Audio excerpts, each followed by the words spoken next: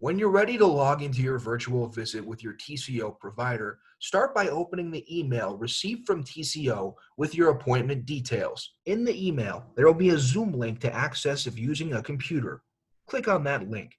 This will open Zoom in a web browser. The web browser will then open with a pop-up asking if you would like to open the application. Click openzoom.us. This will open the Zoom application to launch your virtual visit.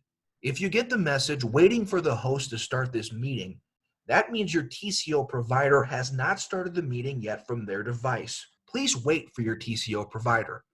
While you're waiting, you can click Test Computer Audio to make sure your audio is working. Once the settings window opens, talk out loud to test your microphone. If your microphone is working, the input volume will show up in red or orange. Once complete, click the X in the top left corner. When your TCO provider starts the meeting, you will see a new message that says, "Please wait, the meeting host will let you in soon." After your provider lets you into the meeting, the new message will disappear and the Zoom application will load for your virtual visit. When the Zoom meeting opens, navigate to the bottom left-hand corner and click Join Audio. A pop-up will then show up to join audio. Click Join with Computer Audio.